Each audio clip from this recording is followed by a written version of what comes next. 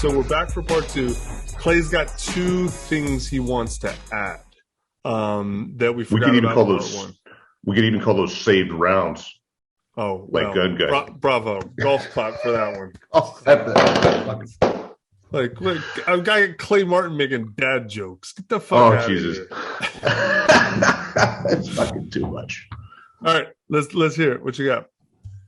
Okay, so just for a second, going back to the fear. I know you got like other dudes going to talk about mindset. It's not really my deal, but I did want to talk about like the healthy fear you're supposed to have for like a weapon, a lethal weapon when you first get it.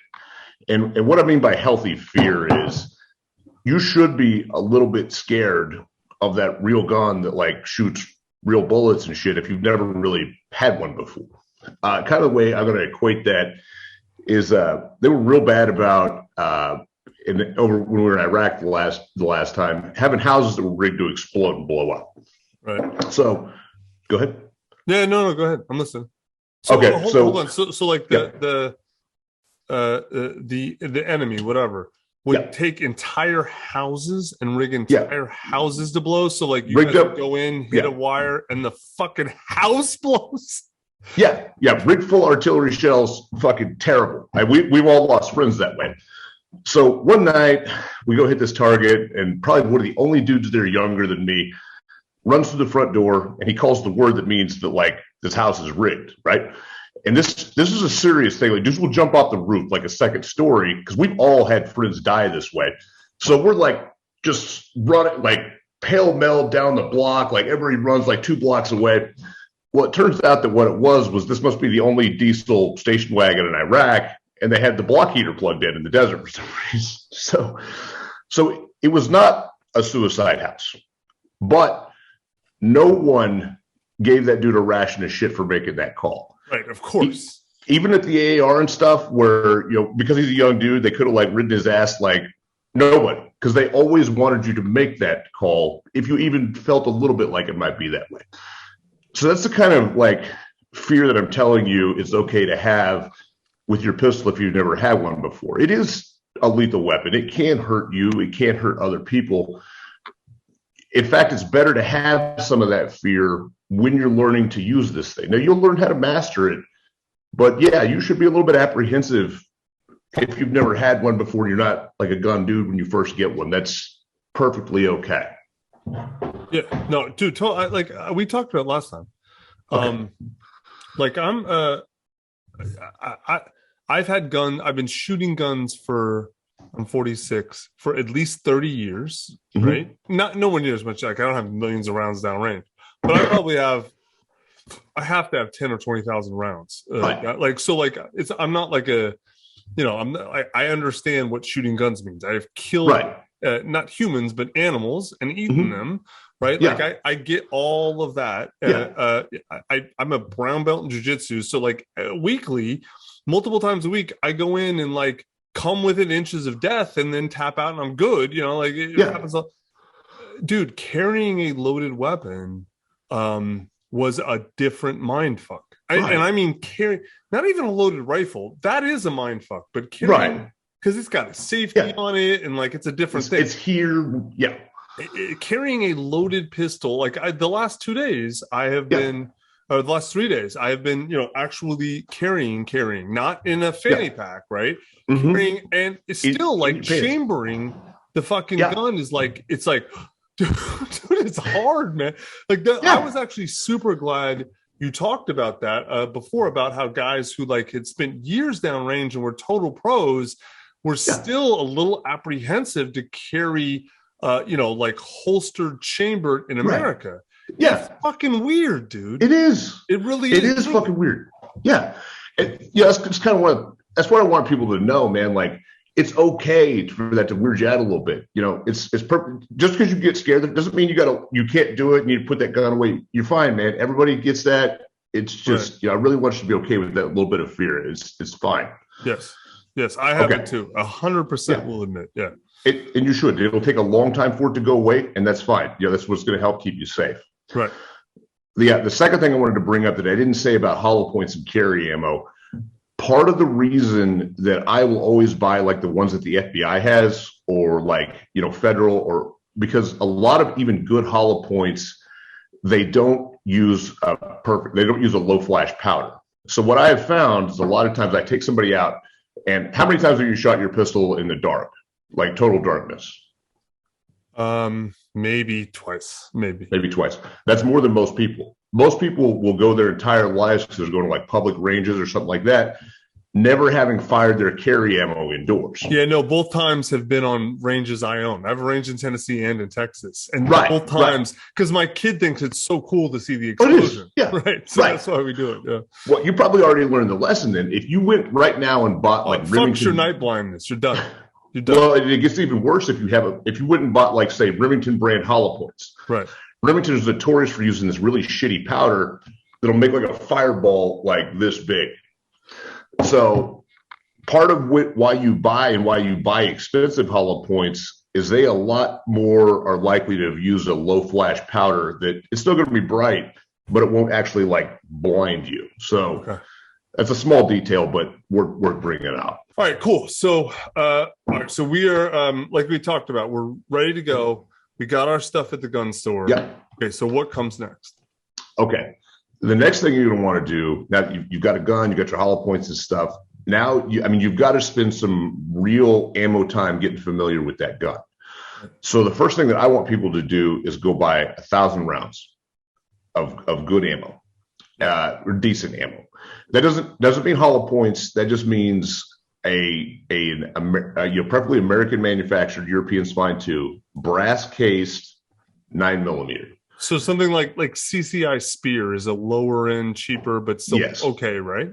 Yes. Now there is one kind of important caveat with the three casing materials. I don't want you to buy steel. Aluminum is. Hold on. Stop. Okay. Yeah. So, Clay, what do you mean casing? What are you talking about? And what are the three materials? Okay, that's fucking valid. All right. If I hold my bullet up, all right, without getting too deep into the anatomy, this is the projectile. This part that presses. Yeah. Okay. This is the casing. Bullet. That's the bullet. That's the bullet. Yeah. Yep.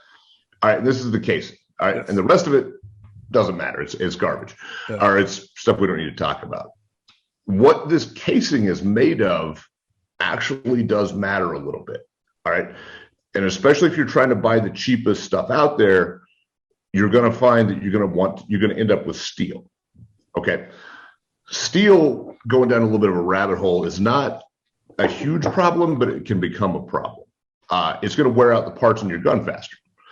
Also, it's got a little bit less. Especially a pistol, right? Like if you have a high capacity, like a big, rifle geared for steel, you're probably okay.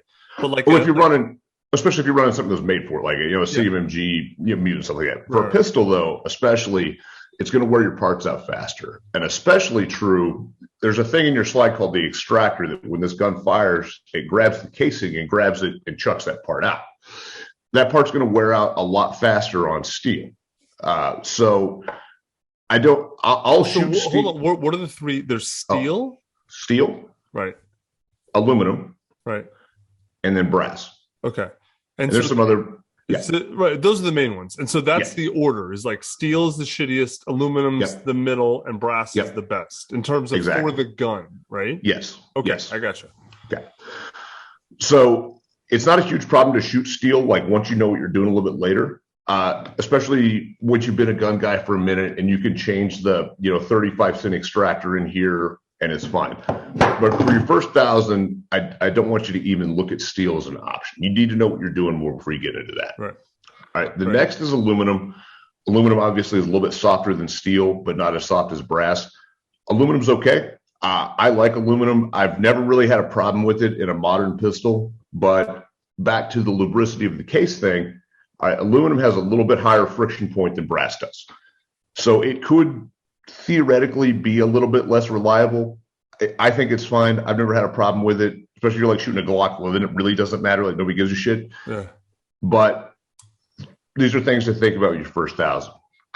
The real reason I want you to take or buy brass the first time is also like 200 of that you're going to slide off.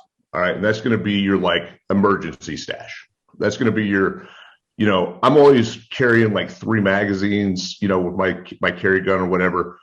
that's like, oh my God, like Minneapolis is burning. I need to load up all the magazines in the house, and I might have to use all the magazines in the house. That's like your war stash, for lack of a better term. Okay, cool. Okay. All right. The other thing that you're going to find, the question is going to be when you go to buy your ammunition, do you want new or do you want remanufactured?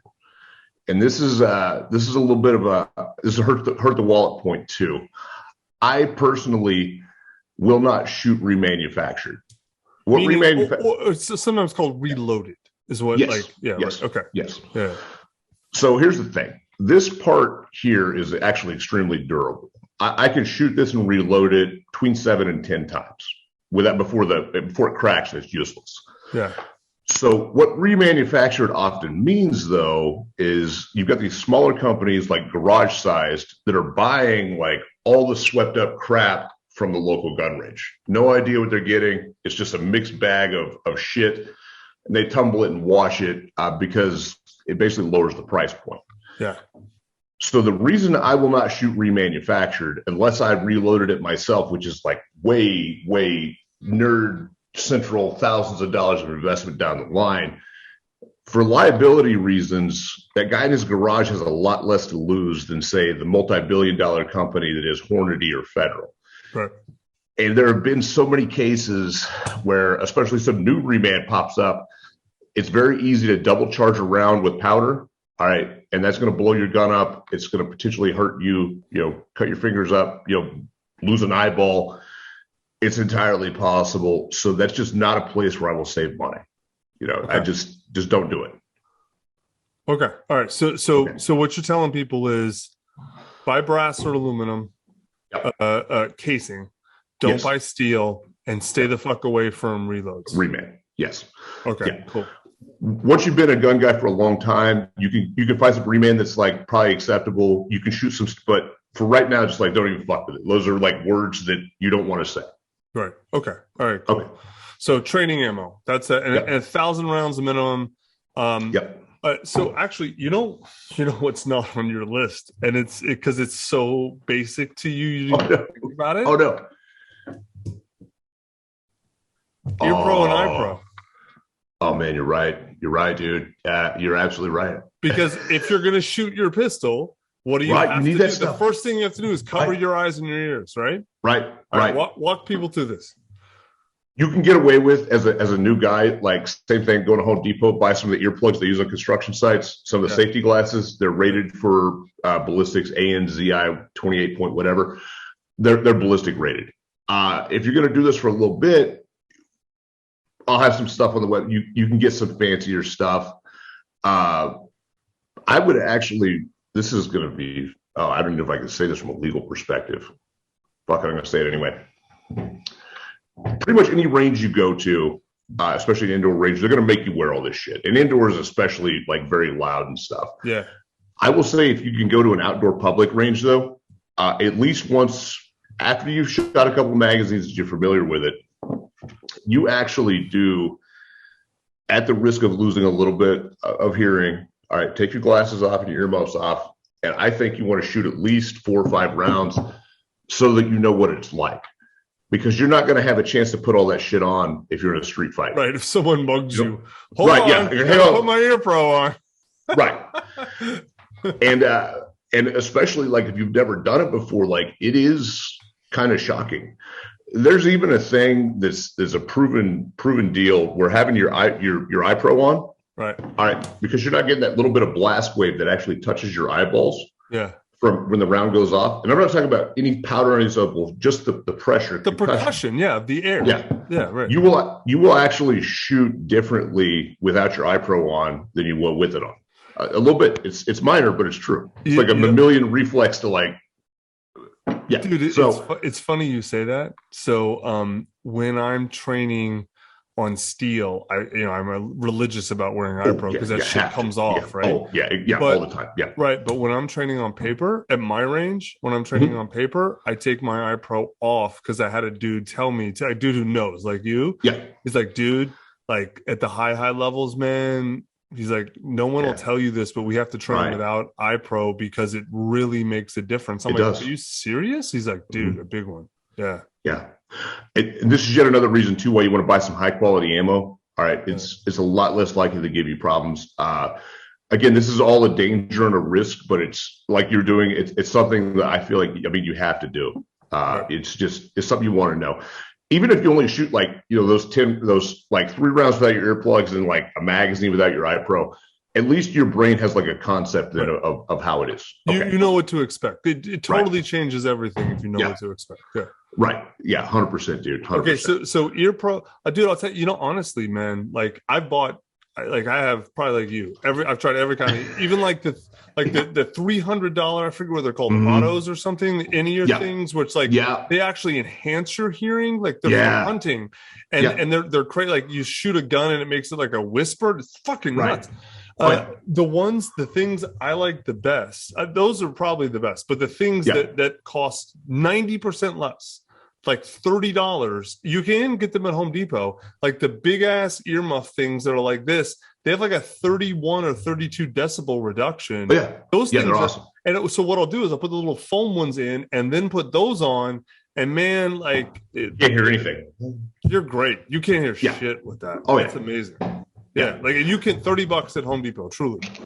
Exactly. Yes, it's the same thing with the iPro. It's good enough. I mean, you can get into some like $300 Oakleys later that have like enhancing lenses and all this other bullshit. Yeah, but that's mostly bullshit, right? No, it's mostly true, but you're not going to notice as a new person. Right. I mean, if you're a competition shooter, fine. But if you're just using this for training, like the clear white. It's true. Like, I didn't think about that. You can't. Same things are at Home Depot for like $3 a piece, and they're great. Yeah, exactly. So especially if you're on a budget, man, just buy some of those. It's fucking fine. Yeah.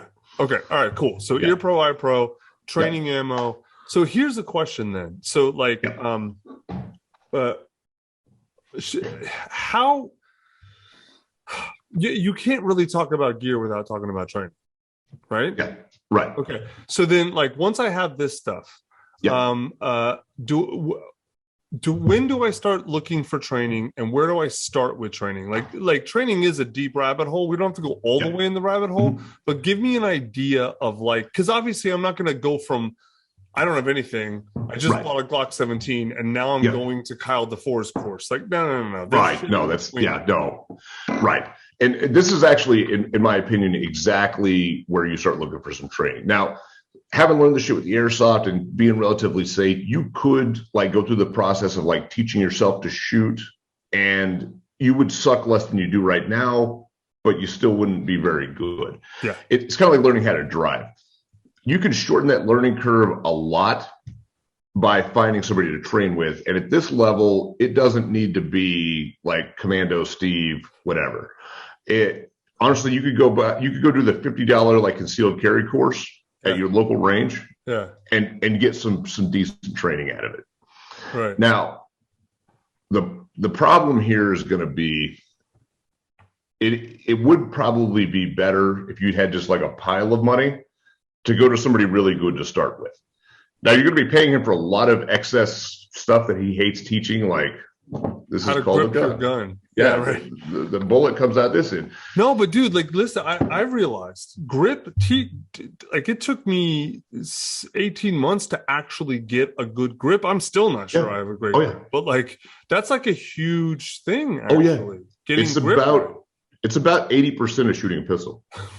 Right. So like, okay, so I'll tell you my experience. Like, I early on, I pick whatever, like, I'll just get training, because in my mind, civilian mind, of course cops know how to shoot. In civilian mind, right? And so like I got some dude, this is years ago, got some dude to kind of like walk me through, and all, like he seemed okay, like he kind of knew what he was talking about, I guess, right? And then like the next time I really got serious about pistol was, post COVID, I went to Protector 1, which is like Tim's sheepdog course. That's like kind of their entry level one. Yeah. And there were like, it was like 40 people or 30 people, whatever. And there were at least 6 or 7 law enforcement, right? Yeah. And dude, I outshot all of them except one. And I'm like, wait a minute. Whoa. No, and I am not like some pistol prodigy. Like, I'm a solid shooter now, definitely for a civilian, but like, I'm not even a great civilian. I met tons of people who there was a woman at that course who outshot me, right? So it's not like I was, wild running or some shit. I know for a fact I outshot the cops because the way they did that specific course, the people that had experience were on one end, and they kind of went from most to least experience, so that way they could give more attention. And they knew, I was around all of them, and I looked at all our targets, and I'm like, how the fuck am I out shooting you? You're a fucking 20-year sheriff in Houston. Oh, dude, it's fucking apparently, scary. It's terrifying. Cops don't train. Yeah, they don't train very much. Yeah. This is mind blowing. I'll tell you a couple of quick examples that'll fucking blow your mind. So you're right, but like 99% of cops can't shoot for fuck. They're fucking terrible at it, and that's also offset by the fact that at one point the two back-to-back 3-gun national champions were cops. Oh wow! Now, so that's the spread. That's the dynamic. Right, it was I can't remember their names right now, but it was Keith Garcia and this other dude. Those are both fantastic. However, those are the exception, way by far the exception. Most cops can't. I mean, they're fucking awful with a gun. Dude, one of them was legit bad. He had an accidental discharge. Yeah. One of the cops had an accidental discharge at the course, man. Yeah. Like, it wasn't dangerous. He was just messing around. It did go down range. Yeah. But it was an AD. It was a straight fucking AD. Right. Oh, it's fucking insane. I had this experience from training police, too. Like, I would show up to teach one of my courses or whatever, and I'd tell the sheriff or the chief what I needed, and he'd be like, "You need 500 rounds of ammo. Like, that's more than our SWAT guys shoot in a year." I'm like, "Shut up." No, I'm fucking serious. I'm talking about good SWAT teams too. 500 a day is pretty common at like these things. Yeah. Oh yeah. Yeah. Completely. I was like, holy shit. So I'm actually taking this team to the SWAT Olympics. That's my job for the week. Yeah. And they're doing like live hits and shit on the way to my training and shit. Like they'll call me. They're like, "Hey, we're 15 minutes late. We had to stop and bust up a fucking meth house over in the other county and shit." Like, oh, okay. Like, fuck. All right, I'll drink some coffee. It's cool. All right. But they show up and they're doing shit like, I'm like, okay, let's talk about your rifle zero, which is a whole different thing. And they've got their fucking rifle zeroed at like 7 yards. Like, okay, it'll hit a torso. Like, we're good. I'm like, what the fuck? So, most people don't know what that means, though. I kind of know. Most civilians don't. Like, here's the point I was making, and tell me if this is true. If you're trying to hire just a normal local person, don't disqualify them if they're a cop, but also they had better have some other qualification that enables them to know they're going to teach you at least something not bad. Yeah. Is that accurate?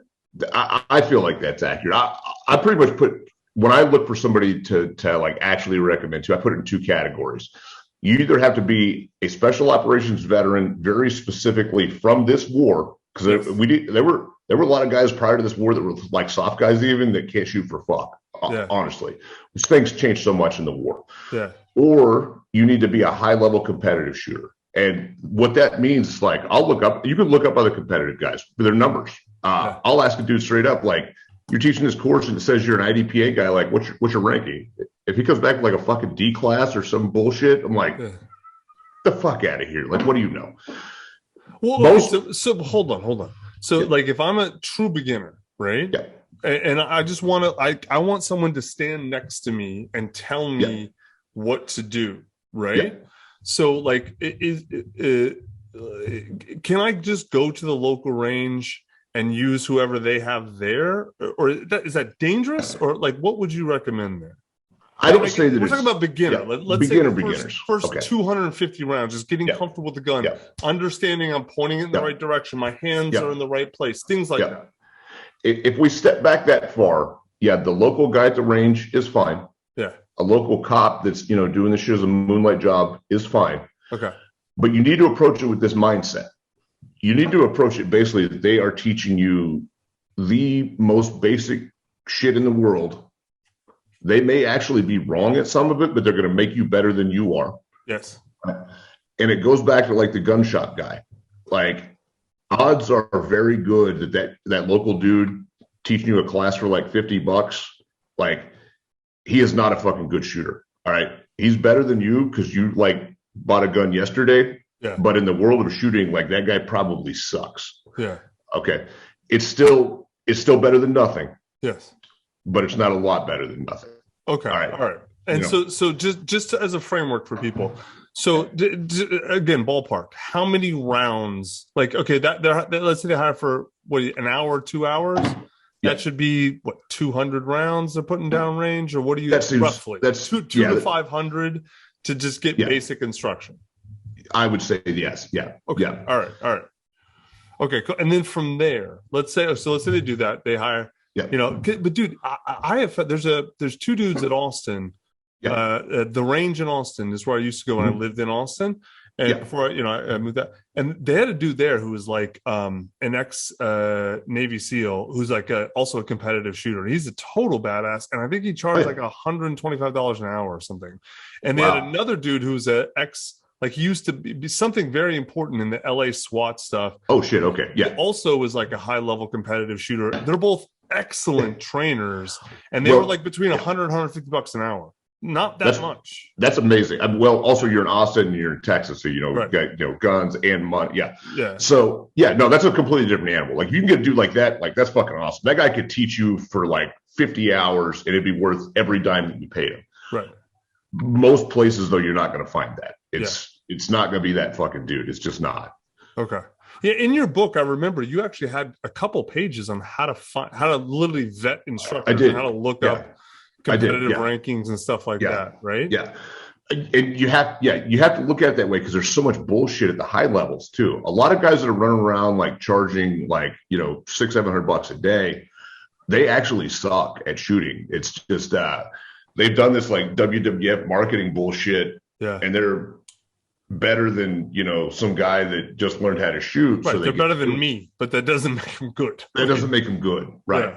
Yeah. Okay. All right. So once I got my initial person, and then which point is it? Concrete Jungle or is it Prairie Fire where you go through I think it's Concrete Jungle, right? I think it's Concrete Jungle. Yeah. Okay. So either read that book with the instructions on how to find it, or you got a blog post about how to find a trainer, right? Yeah. Okay. Yep. I do. So then that's good enough for the beginning, right? Not for years, but okay, I got 250 rounds downrange. I know how to hold my pistol. I know how to charge it. I'm safe for now. That's before you go to like a sheepdog or a Kyle the Floor or a field craft or something. Okay, cool. Yeah. Now, so what's next then? What's next, I believe, is you need to figure out where your balance is going to be of allocating money towards ammo, new shit that goes along with all this other shit, and saving up some money for professional instruction, for like, Kyle DeFore instruction, Northern Red instruction, something really good. Right. So this is kind of it's going to be a different mix for everybody. Right. Getting to that good class is going to be worth every penny you paid. I promise that. It was for me, truly. I'm sure, man. Yeah. But it's also going to be worth it, I feel like, to shoot 2,000 or 3,000 rounds, even at modern ammo price. Before, yes. Hold on. Let me actually take a step back. I just remembered this. You know what I did in June of 20? Because I think I took my first sheepdog class in like July or August of 2020. You know what I did? This is so me too. I totally forgotten this. This is going to kind of out me a little bit. Instead of, because I didn't I hired a local guy years ago, right? And then once I realized like later he was kind of a clown, and then I was like, okay. So, and then plus it was like COVID, and like finding in person was everybody's got masks on and shit. So I watched a bunch of videos on shooting, right? And I saw Kyle Lamb had a great video on it. The guy who started Viking Tactics. He's like super famous in this world.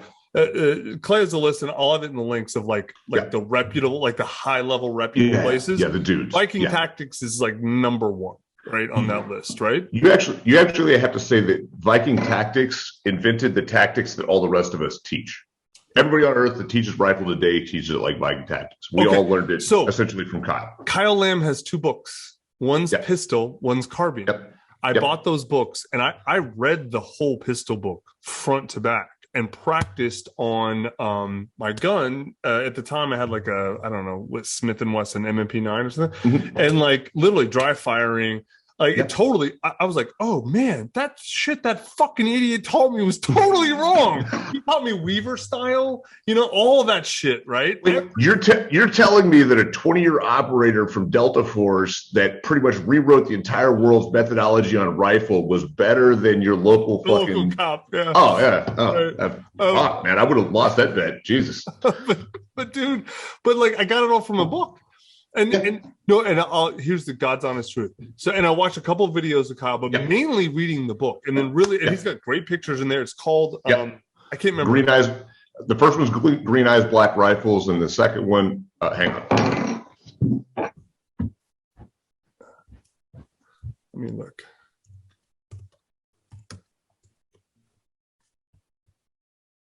Stay in the fight. That's it.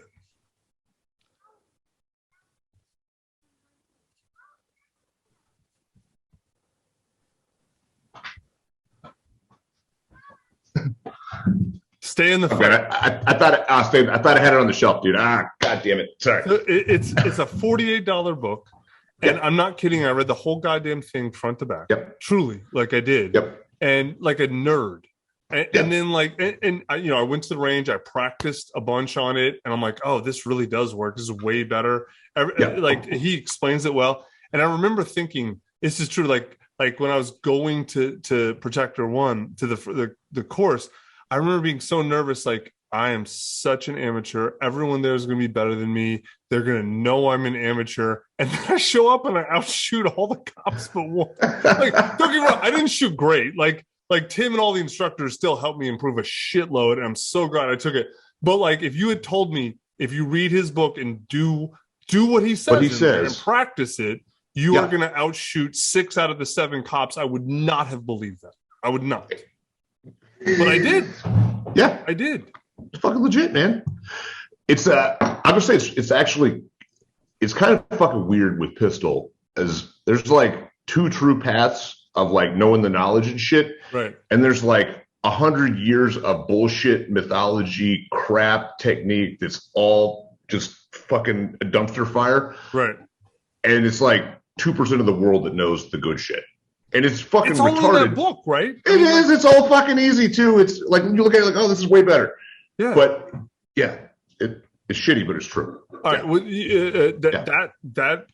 I don't know if you linked that on your blog post, but you should. Stay in the fight. Yeah. The combat pistol one, for me, that's the foundation. And and there were definitely a few things that like Tim's team really helped me with, like iterations, but it was mainly specific application or extension of what the fundamentals that Kyle taught.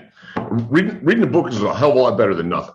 And it's a lot better, a lot of ways, than a lot of like local dickhead instruction. It definitely is. At least for me, it was astronaut. The dude taught me Weaver stance. Also in the book, like Kyle, like there's one of the first things he says: if you shoot Weaver stance, you're a fucking moron. Here's why. And I'm like, oh man. Truly. So just so people who know, I'm gonna try to tell me if I get this right. So basically, there used to be a lot of different debates about different ways to frame your body, and so Weaver stance is like you keep this arm straight and this arm supports it, and then your eyes going straight down your arm, right? And your body's bladed, right? And you're kind of sideways, right? Yeah. And like to me, it made a lot of sense. Like you explained to me, like, okay, smaller target profile, whatever bullshit. Yeah. Right. And then I remember this actually in Kyle's book. He's like, okay, maybe when you were people were shooting balloons in the 50s, this made sense, but now it doesn't. And everyone now teaches whatever it's called, A-frame or something, where you're squared up to the target, and then like your arms essentially form an A, and then the pistol's in front. And then, like, there's iterations off that. But, like, dude, I was like, just like this shooting. And I was like, oh, shit. I'm going to blow your mind again. Why's your fucking stance matter? Why are you holding still? Why does your stance matter when you're holding still? No, why does your stance matter? Why are you still holding still? What do you mean? Never mind. I mean, your stance is irrelevant. Doesn't fucking matter. Complete nonsense. What do you mean? Like, you mean this versus this, or what? What do you? No, I mean how you stand holding your gun. Like, it doesn't even. Oh, you mean how your feet are?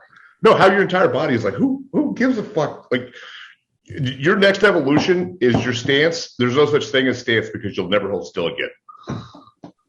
Oh yeah. Well, that's okay. All right. Okay. All right. That's a Sorry. whole different thing. Yeah. Okay. No. It's true because Bill just went over there. We were drawing and shooting this way under and all that sort of shit. Yeah. Right. Okay. Sorry. Right. That's personal pet peeve. Yeah. That's why I don't get too wrapped up in the stance bullshit. But you're right. We're talking about like noobs. Beginners to guns, learning to shoot. Yeah. You need to be fucking feet planted, gun down range, or standing still. Right. Okay. All right. Cool.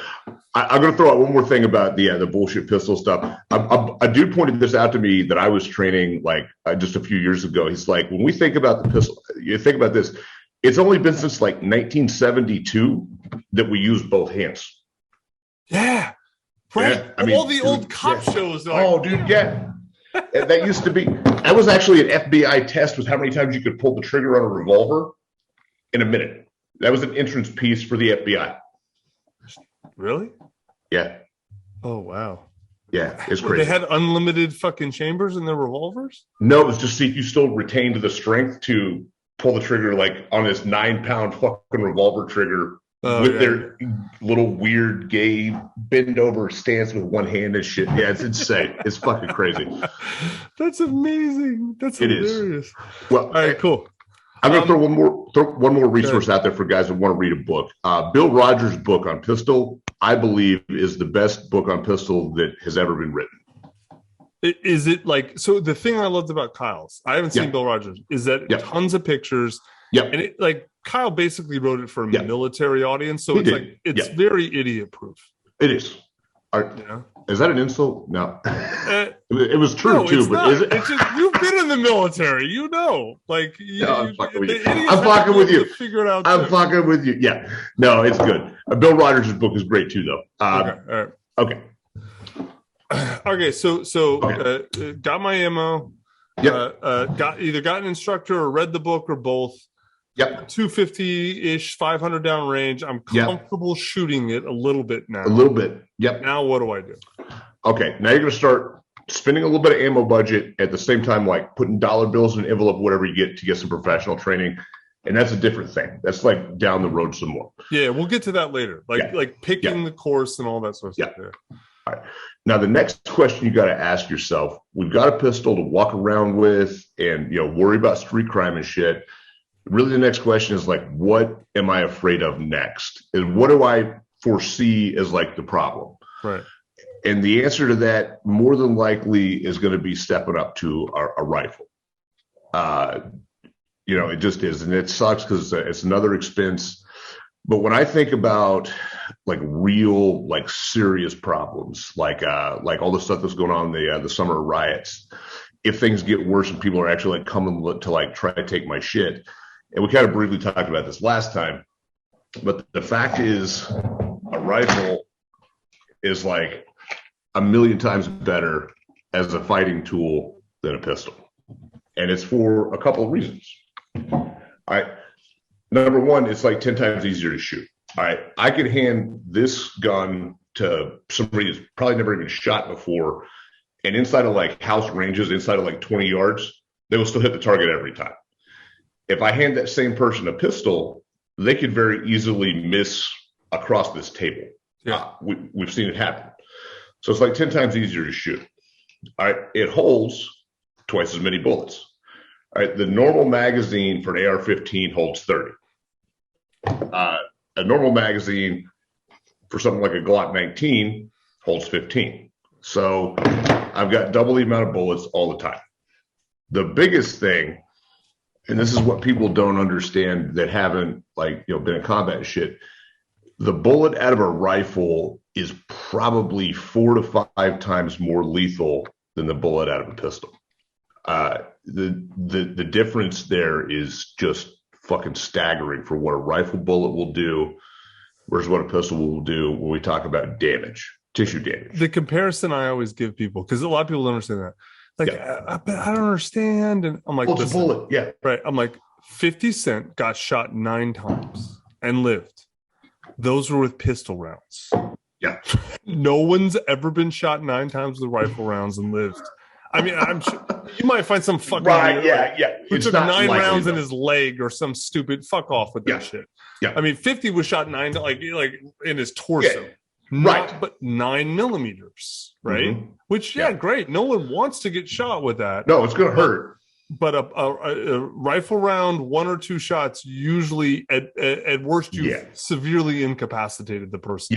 Yeah, finding a person outside of like a special forces soldier, or excuse me, a soldier from the GWAT general that's walked off even a single rifle round is extremely rare. I mean, it's walk off. You mean walk away from one rifle round? Yeah. I mean, live through it, to be honest with you. But I do also mean walk away from, like, take a rifle round and, like, continue to do shit. Yeah, but you see people take pistol rounds all the time and keep going. All the fucking time. Yeah. In fact, something like 85-90% of gunshot victims in the United States survive. Because they're pistol rounds. Because it's pistol rounds, and we're close to hospitals. Yeah. Yeah. Well, like, it's our trauma. Like, medicine is amazing. That's a big piece of it, but also pistol rounds, they suck. They're fucking terrible. Yeah. So, if the goal is to actually stop someone from either living or attacking you, pistol rounds are not optimal. Okay. No, they're not optimal. In fact, I would even so far, especially if you're new at this, because if your experience is like movies and video games and shit, where sometimes the pistol is actually even more lethal. Yeah. Go to YouTube and look up like police shooting survivors or something. You'll see some crazy shit. I was watching one just the other day. This guy took this cop has got his gun out, and this dude's all fucking tweaked out and shit. And he's got a 40 cal too, which is bigger than your 9mm. Yeah. And he shoots this dude, and the guy doesn't even stop walking.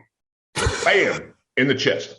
And the cop's like, what the fuck? And he's backing up. And the dude's just like casually, like all crazy, but casually he shoots him like 3-4 more times like that in the fucking chest. And the guy continues to come and finally like tackles him. And then he's got, but let me give you, because no, I'm telling you, I want to stay on this because this is one of those things that as a civilian, I didn't understand. So literally just the past weekend, I was at Rapier's course and he did that. And so like we had a lot of scenarios where like, we were all kitted up and shit with, and so we had airsoft. And so, like, I was actually the one thing, even though like I had to shift immediately from fanny pack holster to inside the waistband, and I wasn't practiced for whatever reason, I was a quick draw out, and I was getting dudes like, I mean, most of these courses they start dudes at 20 feet. He had guys starting at 3 steps away from you, right? Oh shit! Yeah. Like, and you open your eyes, and it's like, find him, and then shoot, right? And so like the first time, man, I got drawn. I got 3 rounds off on the dude in 3 steps. With like, I thought I was kind of a badass. And so Rapier goes, every single one was in his chest. And I'm like, yeah. He goes, probably won't stop it. It's like, fuck you, won't stop it. Yeah, dude, it's fucking. Fuck you. No, and then he did. He pulled up videos and he goes, look at this. And he goes, and that's why he's like, headshots. The under 10 yards, hit them in the fucking head. You want central nervous shutdown because otherwise, like when you need them to stop, they're not going to stop. Right. And this is just like you, 14-year Navy SEAL Team 6. Like this dude has shot a lot of people. So it's not, he's not like, making this shit up. Yeah. No, this isn't Call of Duty experience. This is dude, actual experience. It's fucking insane because bolts will do. They're unpredictable. Let me put it that way. You will also sometimes see somebody get shot, and this happens like real world, like get shot and they'll like fall over. Right. And then like 2 minutes later, get up. Just like get up and like, oh fuck, I guess we can keep because they've actually like they think that if they got shot, they had to fall over. It has nothing to do with the real physics of it. And then you will also sometimes get lucky and see people die from like dumb ass shit. Like they'll get hit out here, but it'll nick their brachial and they'll just fucking fall. Yeah. You can't count on it though. You can't count on it. You always have to be prepared for that. Like I have to shoot this guy like either in the dome or shoot him like 15 fucking times in the chest. Yeah. And actually even headshots aren't that reliable. If you shoot people enough, like you will eventually see like, I don't know. I guess he'll like, get shot through the mouth or throat and keep going. No problem. Like there was a dude that had a picture of him at my company that had a bandage on and blood on both sides of his temples. Got shot with the 7.62 by 51 round out of a fucking minigun, and then got up like a goddamn zombie and was like, It missed everything important. Went right behind his orbitals. Yeah. You know what that reminds me of? This is a crazy nerd. Like, this is how you know I went to college. Phineas Gage. So one of the ways that we learned, you don't know who that is. No one knows who that is unless you were like went to like fancy schools and took fancy classes like I did. So the way that Western science learned how the brain worked, one of the primary ways is in like the 1830s when they were first building the railroads in England using dynamite. Everything was terribly unsafe, and something went off and blew up, and it blew like a pipe through a dude's fucking head, right?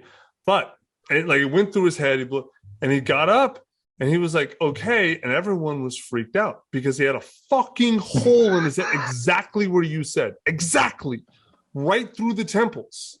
And so because the pipe was burning hot, it essentially seared off everything, right? He felt almost nothing because it's brain, right? No nerves. Holy shit. Yeah. And now it fundamentally changed. The crazy thing is, he was still a functional human in all ways, except it completely fundamentally changed his personality because it took out his frontal lobes.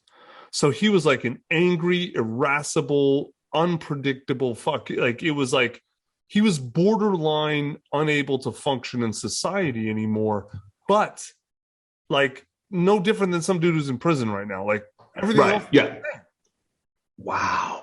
Yeah, dude. So like that actually, that's 100% accurate. Now, granted, that's like a random thing. You shoot 100 dudes in the head, 100 of them are, none of them are going to have that. That's like 1 in a million thing or whatever. Right. Okay, so this is back to the why a rifle, because people go down when they get shot with rifles. That doesn't always happen with a pistol.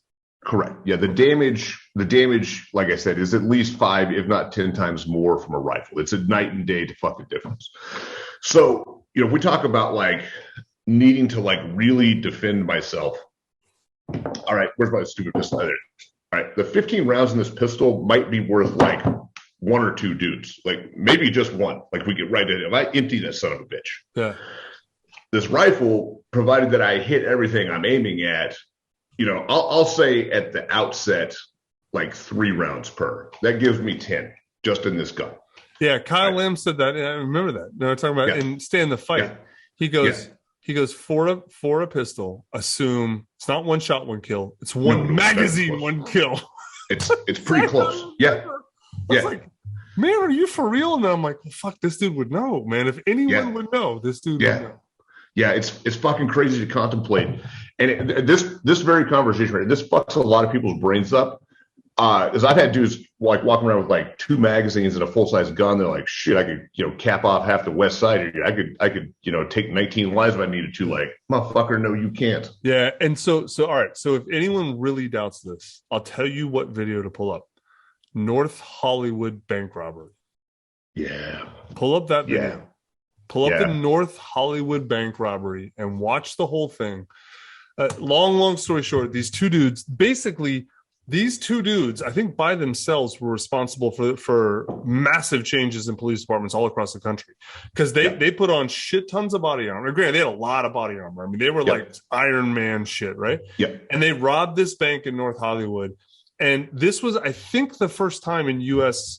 Law enforcement history wherein it wasn't even all city, it wasn't an all county, it was like an all Southern California call went out, like a multi-county call. Holy shit! Yeah, no, because these guys basically went. It was like a suicide mission, but they had 70 guns and 50,000 rounds of ammo. I'm making up numbers, but it was something like an army crazy. Would have. They had right, and so like.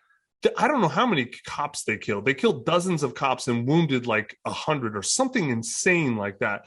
And you couldn't get them down because all the cops had shotguns and 9mm or shotguns and 40s. And finally actually went and got rifles from a goddamn gun store. Right. To deal with it. And then you know how they got them down, this will be far later. We'll talk about this. Urban prone. They shot him in the ankles. That urban prone was essentially invented because of North Hollywood bank robbery. Right? There's an amazing documentary about this that I watched years ago just because it's cool. I mean, because if you're not there, it's cool. Right. Obviously. Right. Like, it's you just need to. Yeah. What if that gun store owner made him wait 5 days though? Right? No, but seriously, like it's why tons and tons of law enforcement basically started buying assault rifles. And you could look up another badass one if you haven't, called the Miami-Dade Shootout. And that's where the 10 millimeter. I know that one too. Yeah, that one's awesome. It's not awesome because it was a very bad day for the FBI, worst day in the FBI's history. But again, those dudes only had pistols, and that was actually awesome because they had the coroner reports to go with it too. And the coroner basically assessed that the bad guys, like two of them, they should have died like right there, like a 9 millimeter stopped this way, like half inch from their heart. Yeah. Basically, both these dudes had like wounds that would have been fatal like 20 times each, but they kept fucking fighting. And they also had rifles, they had like mini 14s and a shotgun, and they fucked a lot of people up. But again, it shows you the pistol versus rifle thing. Right, and that went from 9 millimeter to 10 millimeter after that. Yes, right? that was it. That was right when they did. Yeah, and it was because of that, because of the Miami-Dade shootout. Yeah. But those are both very important things. If you're new to this stuff, they're great things to study because it's going to show you how weak that pistol is. That pistol feels like it's badass and scary in your hands. Yeah. It's not. It's like just a little bit above a knife. It's like a slingshot more than a gun when you really get down to it. Yeah, it's true. If you study if you know like Rhodian slingers and all that, which I do, Acadian slingers, those motherfuckers through those things of lead, they throw them out at velocities that are not far off pistols. Most pistols. Right. Know? Truly. That's actually true. Dude. Yeah, so it's a real thing. So my point is we got to step up to a rifle or rifle-ish pistol, I guess is right. God damn it. What's all right, rifle-ish? You mean like an AR pistol? Yes. All right, well, so let's actually talk, because I had to like watch videos and read articles to understand. It's so nonsense. It's such a bunch of fucking nerd shit, but it actually matters, man. It really does in this case. Yeah, it really does. Okay. So this, let me get that all on camera there, is also a pistol by the legal definition of pistols. Yes. So essentially what this is some bright son of a bitch took an AR-15, a rifle, that looks like a rifle, right?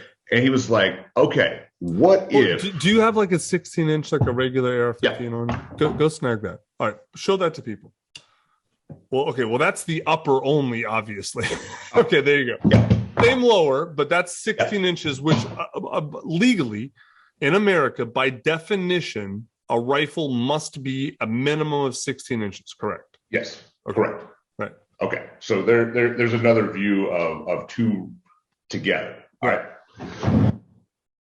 So a rifle, if this only had this short 10.5-inch barrel, right, I could still have it, but I would have to do all this bullshit. I'd have to pay a special stamp and get a special background thing and like wait a year and all this bullshit. So some really smart dude was like, okay, what if instead of a stock, because this is not a stock, like a fixed stock, yeah. Well, or even he was like, what if I'm injured from the war, actually, the GWAT? He's like, what if I made a brace, all right, that attaches to my forearm, like this, all right, so that I could also shoot like a gun pistol. Like this, like a pistol. Yeah. And in some states, actually, a pistol is defined as something intended to be fired with one hand. Huh. Yeah, North Carolina is one of them. And the ATF was like, yeah, bro, that's a pistol. That seems legit. Even if the brace also looks like this on the back, which by accident would nicely, if I had this amputated, would fit in my shoulder pocket very nicely. And then I could have a short barrel. Yes. Legally. That's considered a pistol. Absolutely it is. Yes. Right. So this is where things get really stupid for somebody going to try and buy things. So I could also take this pistol and I could put this this longer barrel on it, and it's still a pistol. It's totally legal.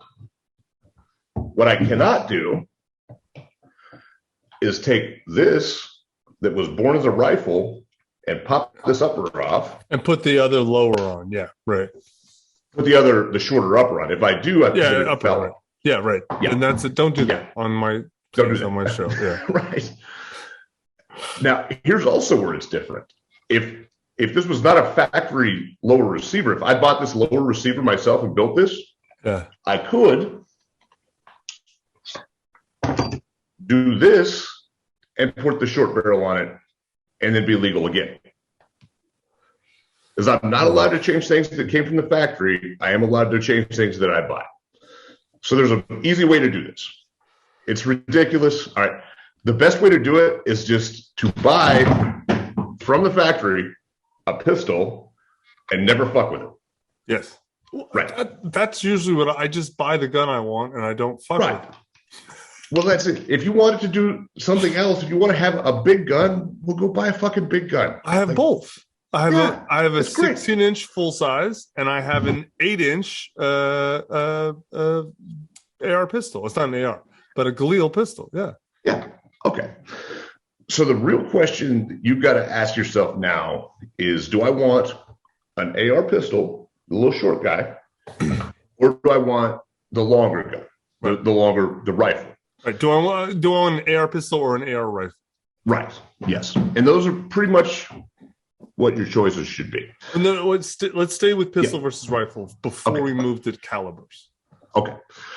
So what does this do? Why would I want this instead of the rifle? Well, it's shorter. All right. It's lighter. It's a lot easier, like, to carry around in my truck if like shit's gonna be real spicy and pull that some bitch out and do stuff. Yeah. All right. It's arguably easier in the house with, like, hallways and stuff like that. Let me brace that up. Let me put that form. Okay, there we go. To not bang it against the wall or shit like that. Get it snagged away from. Right. Okay. That's pretty much it. Now, what it also is louder because it's missing all this barrel, so it actually makes a bigger flash. Yeah. All right. It recoils a tiny bit harder. That's not a huge deal, but that's basically it. The big problem is there a big accuracy difference or not? I mean, like within ranges that most people are going to shoot? Not really, no? Actually, this is funny, but because this barrel's more rigid, because it's got, it might actually be more accurate. It's really shorter barrels might be more accurate than the longer ones? Plausibly so, yeah. Especially at least it's shorter ranges, yeah. Right, yeah. Huh. So really no accuracy difference. The big thing that is a difference is this gun is a little bit less lethal than its longer cousin. Well, because of the muzzle velocity. Because of the muzzle velocity, yeah. Explain that to people, because that's a hard thing to understand. Okay. The biggest reason why a rifle round is more lethal than a pistol round is because it's moving so fast. Right. It's people think it's because it's bigger. It's not. A 223 round is actually small. Smaller. It's much smaller than a pistol round. Smaller and lighter. Yeah. But it's moving so much faster. So there's actually this point in the velocity curve of about 2,400 feet per second, which is about double what a 9mm round will do, where rifle rounds really shine, where they really start just fucking up some tissue. It's called the spalling threshold. Right. And above like that 2,400 feet per second, like it just shreds tissue. It's amazing. Yeah. This will only achieve that velocity barely. All right, and it'll only keep that velocity to about across the room distance. So a shorter barrel is significantly slower. That's definitely true with 223. Is that true with 7.6239 as well? It's not as bad. Okay. All right. And it's not like universally across calibers either. It's not like, if I chop a barrel off, I lose this much. Yeah. Okay. You're talking about AR. So most people think of as AR. 223, 5.56. Right. Okay. Yeah. We're talking about this gun specifically. Yeah. So I'm losing a lot of velocity. So it's fine if I'm shooting people just like in my house, like home defense mode, like it's still fine. If I at some point needed to shoot people further away because we're in that kind of situation, like a bad, South Africa shit's really bad. Yeah. All right. This one has those same bullets moving at like 29, we'll call it 3,000 feet per second. Yeah. They're moving a lot faster. So it's going to maintain that velocity and that lethality for a much longer range, out to about 300 to 400 yards, depending on my bullet.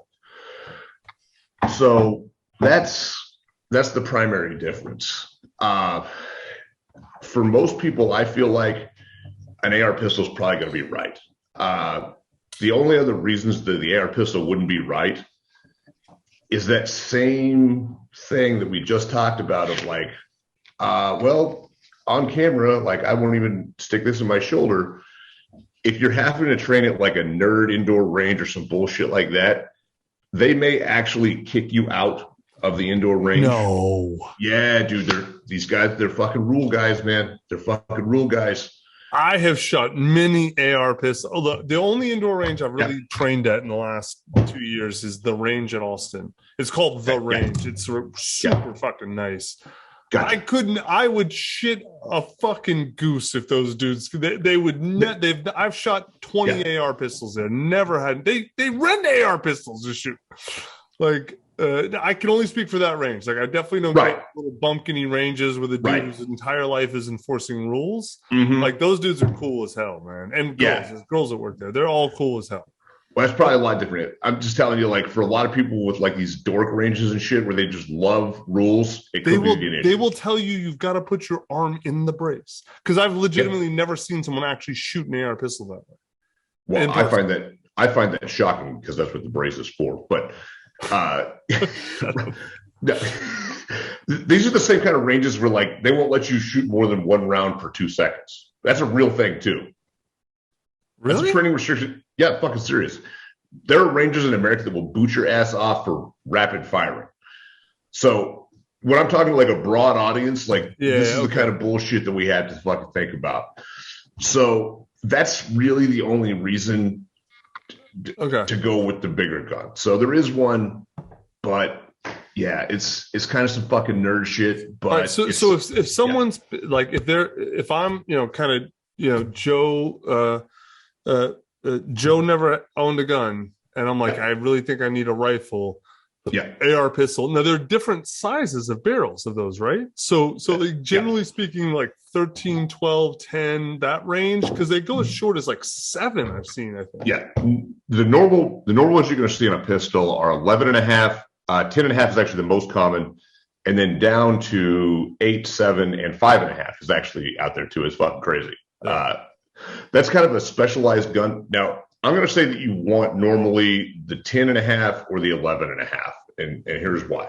All right, I have firsthand seen like a badass like ninja fucking commando. Hey, let me make sure this motherfucker is clear first. Yeah, switching from an AR where our modern grip is out here, all right, to an MP5, which is a much shorter barrel. Yeah, and accidentally slide his thumb out here. Now, he didn't shoot it off, like his thumb's not over the barrel, but the gases exiting from the muzzle brake shredded him. You're so close there. It's like, it just fucking like splayed it open like fucking meat. Yeah, it's fucking terrible. And it's easy to do. This dude knew what he was doing? Yeah, but he was, like I said, he was just switching guns. He switched from an AR, like with a 10.5-inch barrel, to an MP5, which has like a very short barrel. And it was just like, he grabbed it and picked it up and shot. Easy to fuck up. Anything, in my opinion, below about 10.5, all right, it's easy to get your hand too far out there. Yeah. Even as like a a bigger dude, all right, I gotta like kind of like uncomfortably really get out there to get over the muzzle of a 10.5. Like I gotta try to fuck up basically. Yeah. With a 9 or an 8. It's actually more comfortable for me to be out here, so it's possible that I'm just kind of instinctively. So that's kind of where I'm at. I like the 10s or the 11s. Okay. All right. So 10 or 11 in that range. Yeah, in that range. You're going to be fine. Yeah. Okay. Yeah. All right, cool. So now, let's say someone decides, okay, I'm going to go with a rifle pistol. Let's talk about calibers, because you and I actually have picked a different caliber as our primary than most people. But let's talk about what should most people do, and then we can talk about the variations.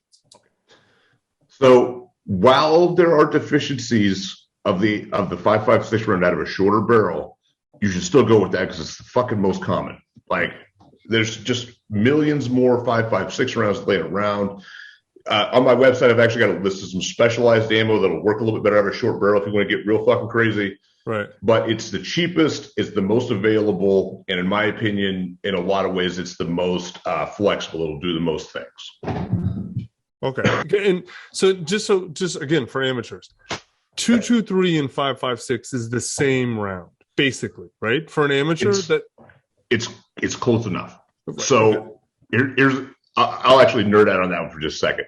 5.56 is the military designation based off the 223 Remington. Right. The 5.56 actually has a little bit more chamber pressure, so it's got a little bit more ass behind it than the 223. Everything built since like 2005 will chamber both. For everything like built in the last 20 fucking years, it'll take both of them. Even before that, yeah, theoretically, the 223 chamber wasn't quite rated for the pressure of the 5.56, but it was not enough difference that it was going to like fucking explode. So they're the same thing. Yeah. Okay. All right. Yeah. So, okay. So if you just so amateurs understand, if you hear 223 or 5.56, people are talking about the same thing. And when most people talk about AR, right, they're talking about the AR-15, the Armalite, right? Yeah. Armalite rifle. Yep. That's the company that first made it's based on the M14, M16, right, from Vietnam, basically. I can't. Eugene Stoner was the developer. I can't remember if he made the AR-15 first and then turned it automatic for the Air Force or the M16 or vice versa, but close enough. Okay, so you're way deeper in the rabbit hole than I am. I just like the M16 from Vietnam. The modern version is the AR-15, and that's the AR is like a platform. It's a style of rifle, right? A style of bolt, right? And the most common caliber, which is essentially a size of a bullet, is 223/5.56, right? Yes. Okay. Yes. That's what the U.S. military uses in the vast majority of their rifles. It's what NATO uses in all their guns. The other word for 5.56 is 5.56 NATO, because it actually means all European armies standardize on the same fucking bullet. There's billions and billions of rounds laying around. Yes. Okay. All right. So for most people, and like every accessory is basically made for ARs. Yes. Okay. Yes. Now, so for if you just like tell me what to buy, go buy an AR pistol, go buy a rifle if you want, whatever. Right. And then on your site, you go through some brands, some of the okay. Yeah. All right. Cool. Yeah. So let's talk about other calibers, because like you and I picked a different caliber. There's two other main calibers that people would look at in assault rifle, right? 7.62 x 39 and 308. Yep. Right? Okay, go through them. Okay, you and I both picked 7.62 x 39 before the war in Ukraine because we're idiots. I think we got enough bullets, so we'll be all right. Okay, 7.62 x 39 that's the common chambering of the AK-47. Yes. And then in recent years, they've developed some things that are closer to an AR that will take the same bullet, and they're fucking awesome. Yeah. I personally like the 7.62 x 39 because out of a short barrel, it's definitely better. No fucking question. So when hold on, when you say better, what do you mean? I'm a civilian. Tell me what better means. The bullet is actually bigger. Right. So the 7.62 x 39, the bullet part is like this big around, whereas the 5.56 is like this big around. Yeah. Yes. Yeah. So even if they're moving at the same speed, the bigger one makes a bigger hole. True. Force equals mass times acceleration. Right. Yes. Thank you, Doctor. What was that guy's name? Mr. Wizard. Thank you, Mr. Wizard, for the physics. I also find that the bigger bullet of the 30 caliber does a better job of like barrier penetration, what we call it. But that means shooting through shit, like through doors, through wood, walls, cars, all that shit. Drywall. Yeah. Mm-hmm. Right. The 5.56 will actually outshine it at distance. It's magnificent, sleek little bastard, and does all kinds of air defeating bullshit. It'll reach further for the most part. Much further, right? Like twice as far at least, maybe 3 times. This is going to blow your mind, but I got a buddy with a bolt action 7.62 x 39 that trains his hunting clients to 1,000 yards with it. Shut up. Yeah, fucking I didn't even think that was ballistically possible. Not that I know. Motherfucking Golden Tiger and Red Army Standard. Like those are the worst of the bullets. Oh, they're actually the most accurate out of like a bolt action. It's fucking insane, but he does it. I'm actually going to take my rifle like yours, our semi-autos, and test it to a further range here in a couple of weeks. But for the most part, 5.56 is looked at as more accurate. Yeah. Okay. So the 7.62 by 39, it'll do better at that kind of shit. The problems with it, there's only like one gun in the entire world chambered for that shit that I would recommend, and that's the Cmmg Mutant, because they did it early and they tested it enough that I can say that platform is actually legit. Yeah, I mean, they run a huge 308 bolt on it. It's like I have two of them. They're badass. Yeah. I mean, it looks awesome. and feels like an AR. If you don't know guns, you're like, oh yeah, that's an AR-15, but it has a weird banana clip because it shoots commie rounds. Which, by the way, all my military friends, I'm sure you do, they all call 7.62 by 39 commie rounds because the rush. Like all the armies in the world shoot either 5.56 or 7.62 by 39. Americans were 5.56 in NATO. Russians were 7.62 by 39.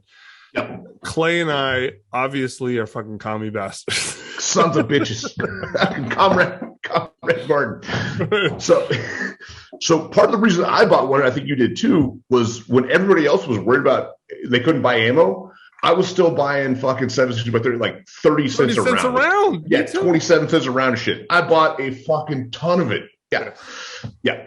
The problem is now we used to get like 80% of our 7.62 by 39 from Russia and the other 20% from like Ukraine. So we're not getting any anymore. Well, dude, yeah. I have many rounds. Like I would have a hard time shooting all of this out without a war. Like without an actual full-on fucking war. I don't think there's any. I think my grandkids will be shooting this fucking ammo. I went a little crazy. Yeah. What you fucking did. I mean, fuck, I did too. It was cheap, man. Like, dude, it was crazy cheap. It was crazy. It was like a third the price for a while. I was buying the shit out of it. So let me explain to civilians. So here was my logic, why I picked 7.62 by 39. And what if I was doing it again today, I might pick differently. But right. So 2 years ago, I'm picking my platform. And so actually one thing gun guys helped me with was this. Because I asked the gun guys at Reds, I was like, why? I'm like, I don't understand why. Because 223 5.56 is a 20 caliber bullet, and 7.62 by 39 is a 30 caliber bullet. I'm like, I understand physics. Why would you not want to shoot a higher mass bullet? And they actually gave me the two big reasons, and they're great ones. One is that 5.56 is way lighter. So as a soldier, when you have to carry your ammo into combat, you can carry like twice as many rounds for essentially the same weight. Okay, I'm like, okay, that makes a ton of sense. I don't have to care about that much because I don't think I'm gonna be lugging ammo for miles and miles, right? At least that's my assumption. And then the other thing they said, which blew my fucking mind, and like this is like one of those old crusty gun guys. He goes, "Listen, let me tell you what it is. When they was picking calibers, some genius at Department of Affairs, the Pentagon, decided that it was way worse to wound somebody than to kill them." And a 223, the ballistics, if you can actually look, there's tons of YouTube videos about it because I didn't believe them. I went and looked. You can see people shooting the rifle rounds through ballistic gelatin, right? Which is like this substance that essentially mimics human flesh. And 223, when it goes into ballistic gelatin, does all kinds of weird shit. It tumbles, it spits out weird, it breaks, it goes through weird. And so it because it's higher velocity, lower mass, it tends to wound. And I'm like, why do you want to wound people? He goes, well, think about it. If you're in a 5-man patrol and one of your buddies gets shot, if he's dead, you're like, oh, you cry a little bit, but you keep going, you're fine. If he's wounded, now 2 dudes have to take care of him. And it's incredible. He's yelling, it's demoralizing. So like the geniuses at the Pentagon decided that was worse than killing them. And that's what they wanted. And I was like, you made this up. He's like he looked at me like he was angry at me. No, it turns out he's right. Like I actually went and researched. He's right. Like this is actually not a lot of people know about this. And you kind of have to dig a little bit to find it, but that's actually what happened. And so here's my thought. Like, that's cool. Like if I'm a military, like I'm like, oh, I get that. That's probably the decision I would make too. I'm not a military. So I'm using my gun for home defense. So I don't want motherfuckers wounded. I want them down. I want them not moving. And so 30 cal, you look at, there's tons of data on this tip. 30 caliber to the chest stops motherfuckers. Like you got to have a serious level 3 or 4 plate. And like, if you don't have that, you're going right the fuck down. Right. And much better than 5.56 is going to stop somebody. I'm not saying it doesn't kill people, but like 30 caliber, like, especially for me, man, I want as much insurance as possible. Number one. And then number two, the other thing I'm going to use my gun for is hog hunting. Right. And hog hunting, with a 5.56 is like, you might as well piss in the wind. It's useless. And I know this for a fact.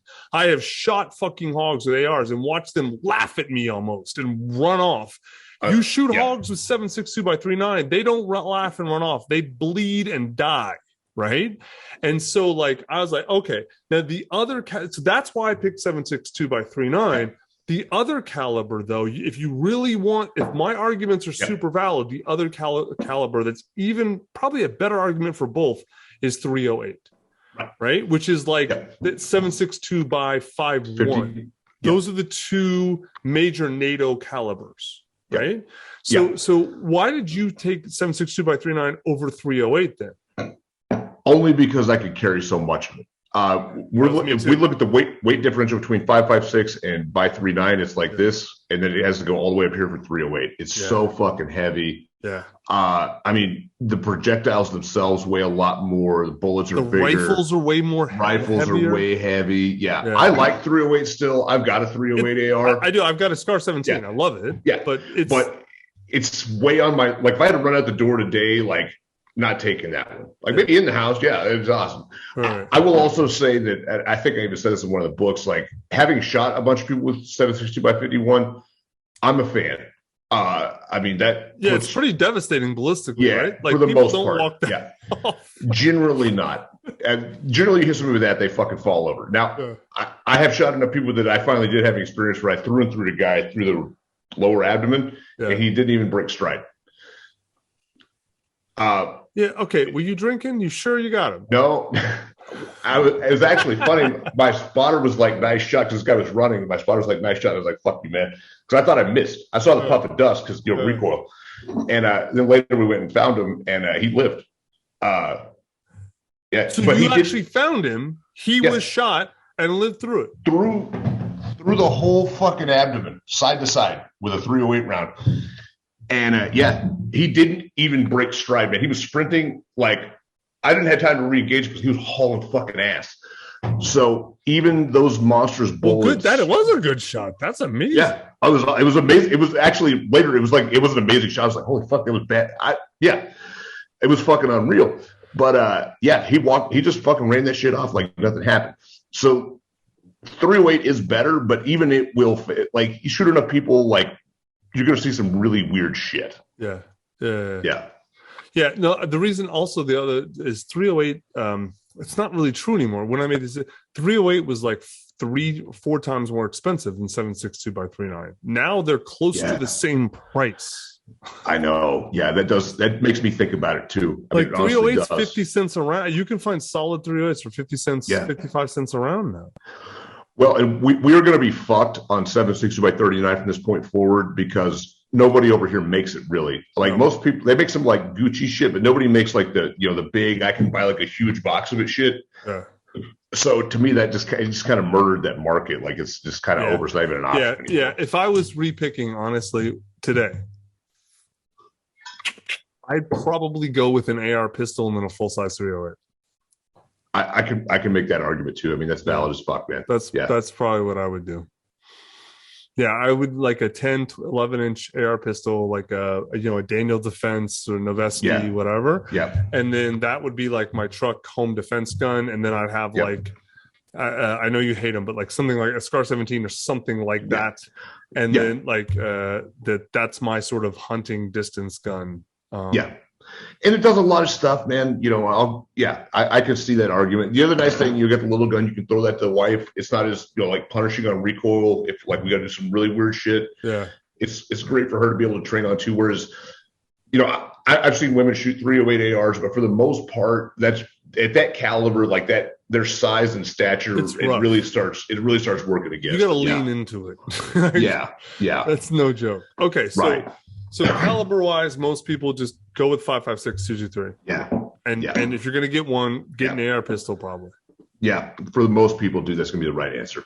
Okay. All right, cool. And if you're going to get two, then get a longer one or maybe a 308. But even like I didn't want multi-caliber. Like I'm going to pick one pistol caliber. I'm going to pick one rifle caliber. I ended up with two. I do have a 308.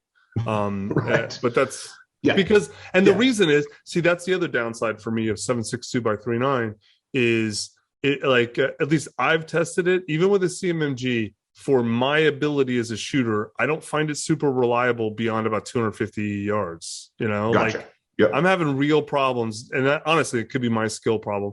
Like I'm not really getting it at 300, whereas like a SCAR at 200, 300 is like easy. Child's play. Yeah, it's no problem. Yeah, you know? Yeah. I mean, I'm going to do some further testing on the accuracy bit for the CMMG, but I think he's getting my guy that's shooting that far. He's getting a lot of that advantage because he's got the bolt gun. And I bet if we asked him, he's still dropping like 1 out of 10 rounds just because they're so inconsistently loaded. You know, do some fucking like really weird shit. Yeah. Yeah. All right, cool. So then, where are we at? 240. All right. So I get a rifle. Yep. I pick it. Yep. What are the things like? I got to go home from the gun store, you know, metaphorically with this rifle. Yep. What are the things? Magazines, I know, right? Right. You need 5 with a pistol. How many with my AR? Infantryman's combat load is 7, so I'm going to say at least 10. 7 magazines? Yeah. That you carry on you? Oh, at least that's an infantry guy. Like, you start talking about like, you know, ninjas and shit, and it might be a lot more. I mean, standard when I was a reconnaissance Marine was 13. You wore on your person? Every day. That seems a lot. I mean, what do I know? Okay, so 7 to 10 magazines. Yep. And is any specific brand or just on your site or whatever? Or I'm going to go ahead and tell you the ones I like. I like the original aluminum fucking GI mags that are Vietnam old, primarily from either Surefeed or Brownells. I hate plastic magazines. I won't put a Magpul magazine in my fucking gun, even if they're the most popular ones. Why? Because especially the second generation used to come out of the wrapper and the heat had warped them from the desert, and they wouldn't work like the second they came out of the wrapper.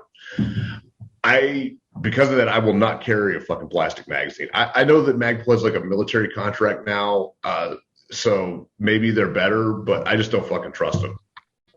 As well as if I wish I had 2 sides. But they were Rangers. I'm just kidding. I don't even know. Like, okay, so they make great buttstocks and shit. I love all that shit, but fuck their magazines. Okay, so you actually like the metal ones?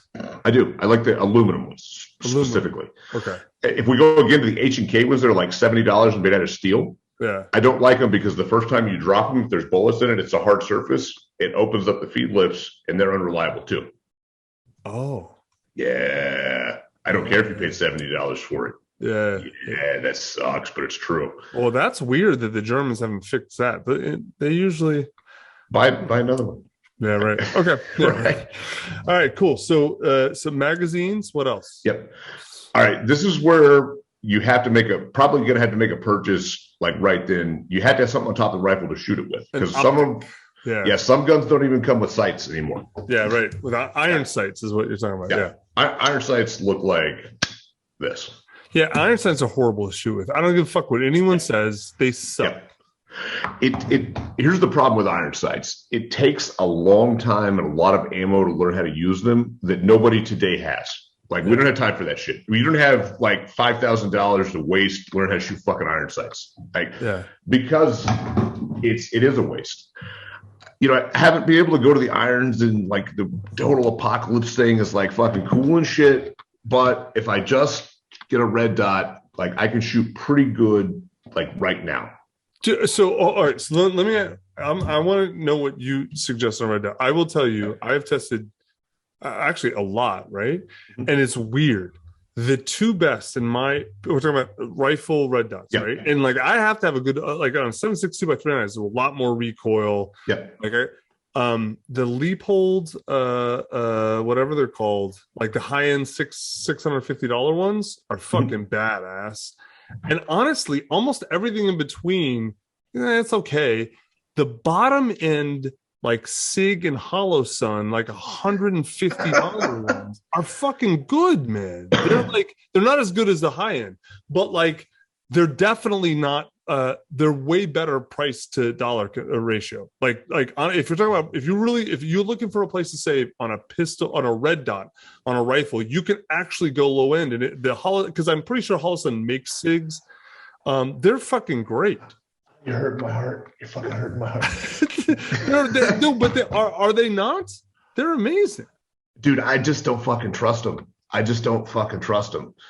So my problem with rifle red dots is because I taught I actually taught the Special Forces Urban Combat course too. I was with guys shooting a fucking shit ton of rounds. Yeah. And I tested a lot of shit. Yeah. And actually, I started having serious problems with like EOTechs and shit started breaking. Yeah. So there's honestly, for me, I say this is a place you can't compromise.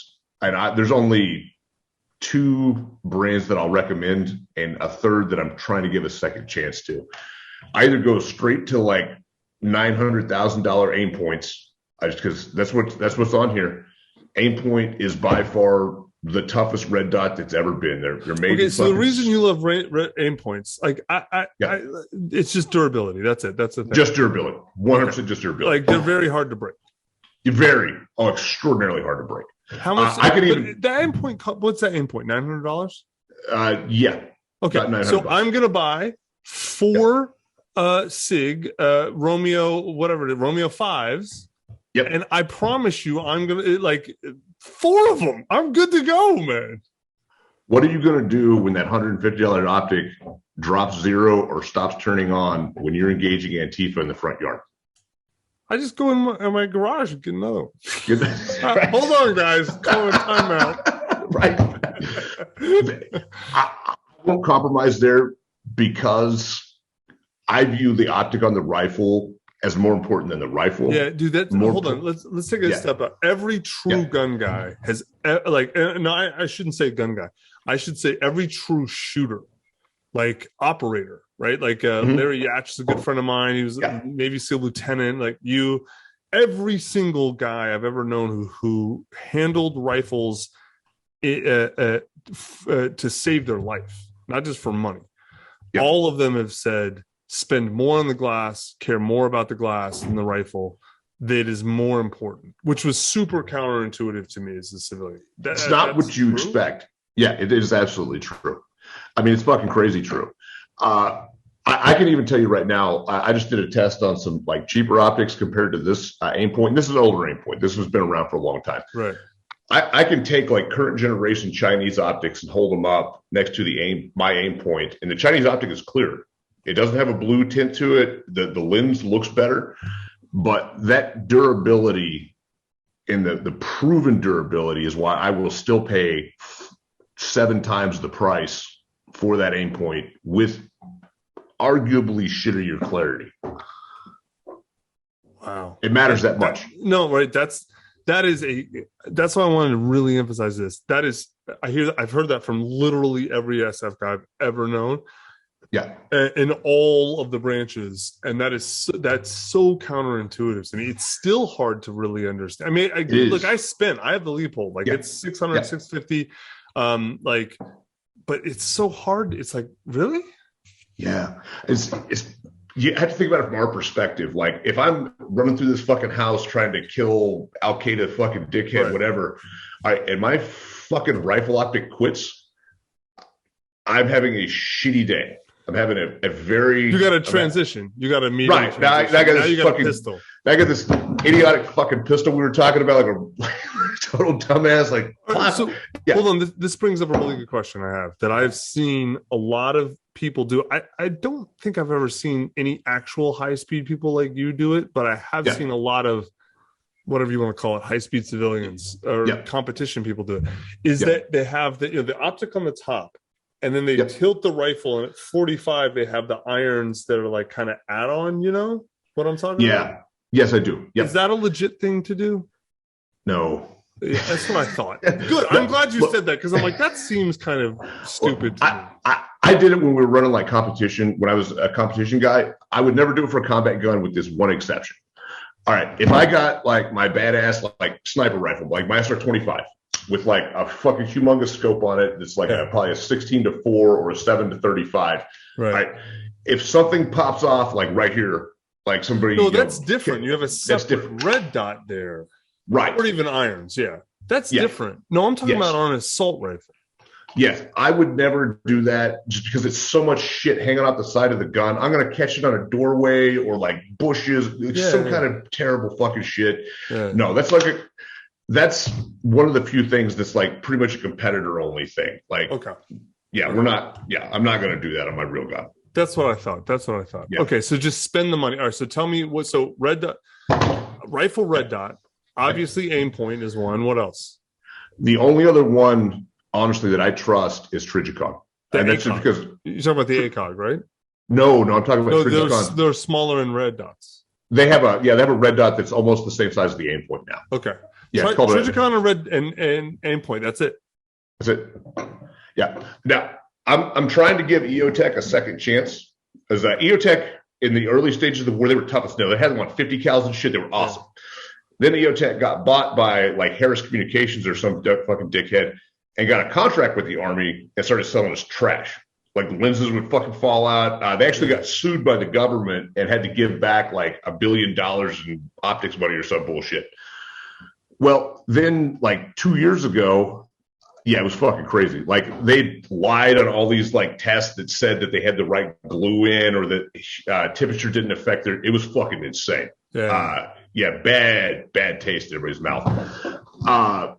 So then after that lawsuit, they actually got bought from Harris by another company, and now they're like a private, we're back to EOTech brand. So I'm trying really hard to give them a second chance because I really loved EOTechs. If we went back to like 2004, I'd be like, fucking EOTech, like that's the jam. Yeah. I don't recommend it as much now. And I'm still trying to decide if I ever will again, just over those issues. But that would be my only third choice. Other than that, no, everything else is trash. Like, fuck everything else. Really? Really.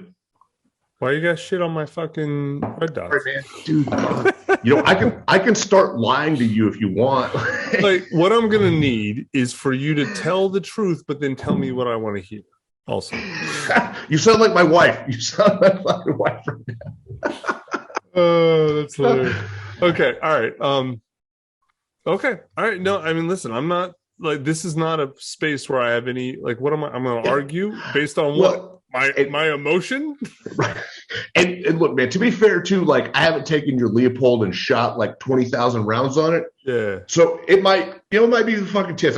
I can only say the ones that, like, I've beat the shit out of this one and it passed. I'll tell you what I love about the Leopold is that it has got a big box. It's like one of those box ones, right? Yeah.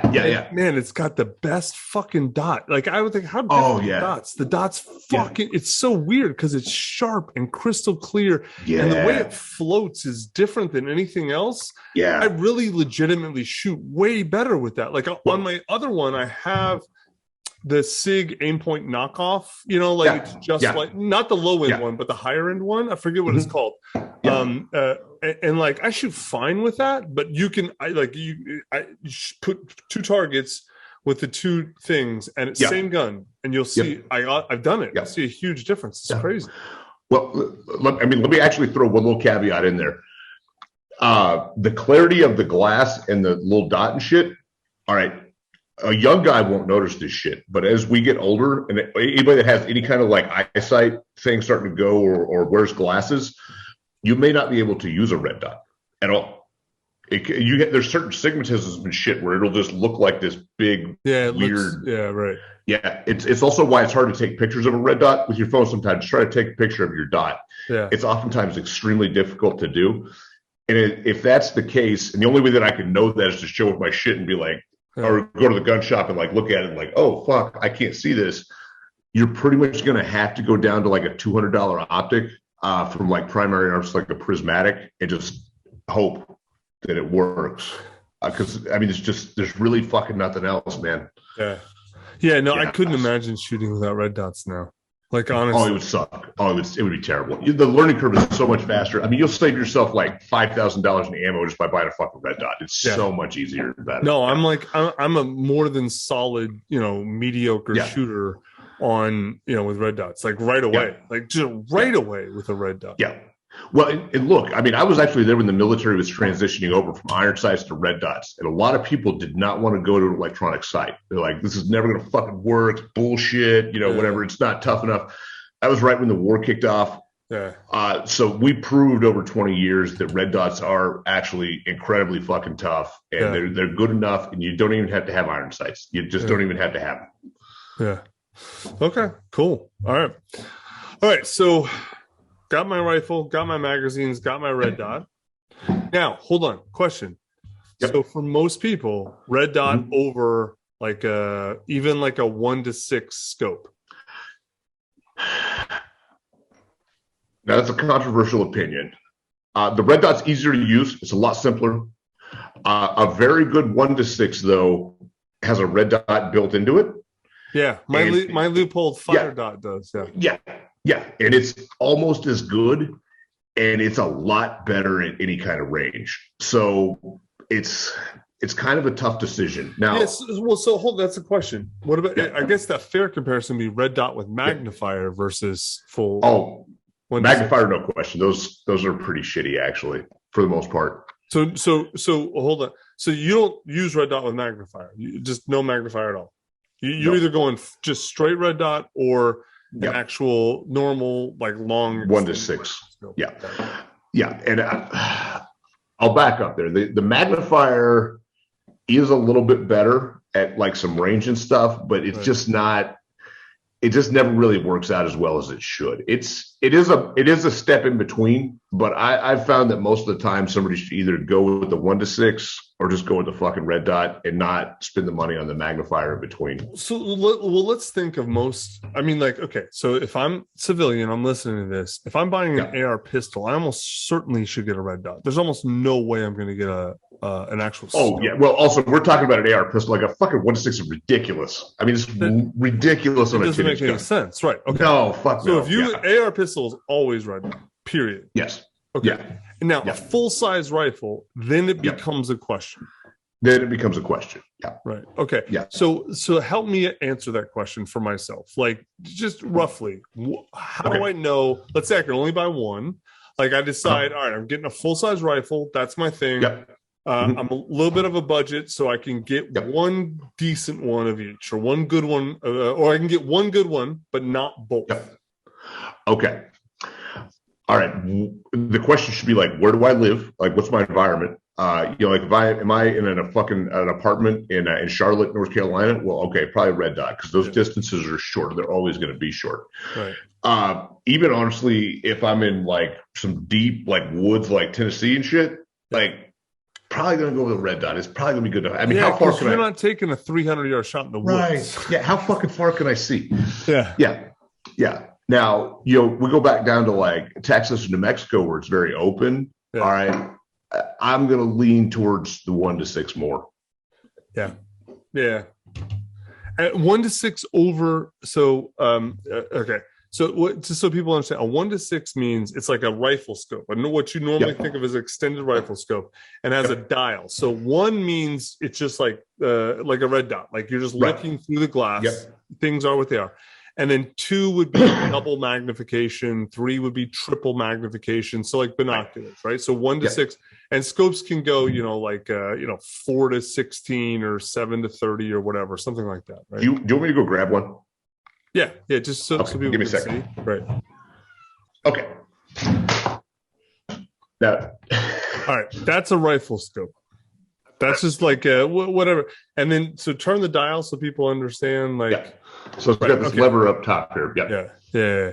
Oh, so yours has a lever. That's a little fancy, man. They started adding those. This is the best one. This is actually a 1 to 8, but okay. Oh, that's a ridiculous. Yeah. So this is ridiculous. It's actually like a $3,000 scope sitting on my 22 caliber AR. But awesome. Okay, so anyway. those for an extended rifle, like a full size rifle, depending on the geography, how far you think you're going to shoot it, that Right. actually might be the better call. Yes. As well as you sink the money into this.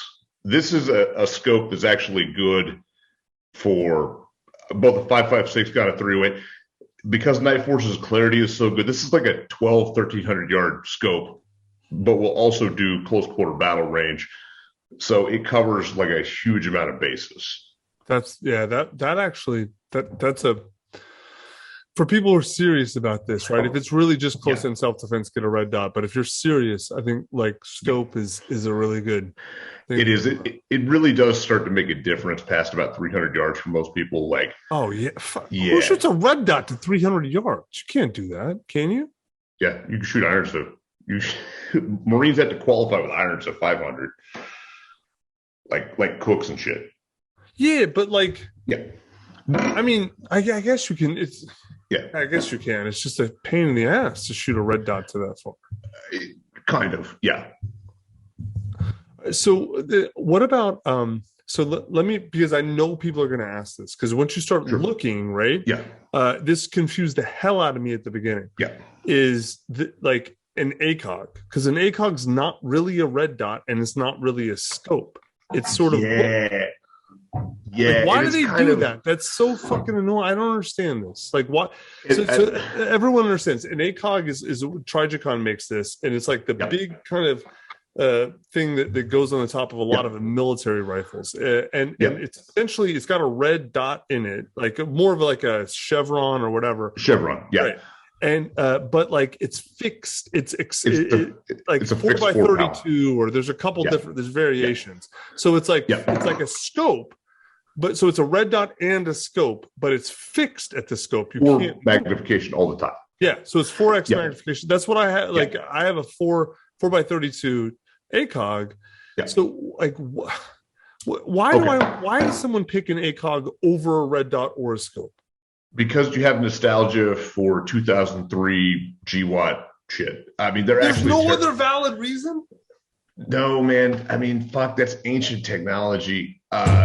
And so many people argue about how such great ACOGs is, and I feel like thank you, because I feel like I'm crazy. I'm this doesn't make sense to me. No, they're fucking terrible. I mean, it's a fucking dog shit idea. It's fucking retarded. All right, it's fucking stupid. I did that. Nothing about this made sense. It seemed like a red dot and a bad scope. They're like $2,000 too. Right. Yeah, they're fucking insane as hell. Yeah, no, those things suck. I mean, that was like a stopgap thing. The U.S. government was like, "Oh fuck, like we're fighting a war. We gotta have some optics. Like right now, like what do you got?" Trigicon was like, "We've proven this," and they're like, "Fuck, we'll take 20,000 of them," and just flooded them. So a lot of dudes, like that was the first optic they ever had, just like a grunt or some shit too. Yeah. So they've got this like nostalgia for it. That's the only fucking reason. They suck. They're so hold on. Trash. If you're talking about durability, those things are like they're tough. They're less durable, like they're almost impossible to break. Like you kind of have to shoot them or something. And even then, like I've seen videos of people shooting ACOGs and then shooting still with them. They still work. Right. Oh yeah. Trigicon is known for like really tough shit. Like that's a name that pretty much means like beat me with a fucking sledgehammer. They're awesome.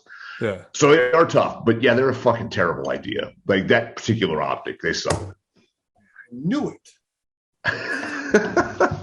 Sometimes I have good instincts with this shit. I'm like, this doesn't make sense. I can't believe it's 2022 and people are still talking about fucking ACOGs. Like, dude, no, man. All kinds of people still are like, oh, ACOGs this and ACOGs that. Seriously. I mean, like, no, dude. A lot of people still.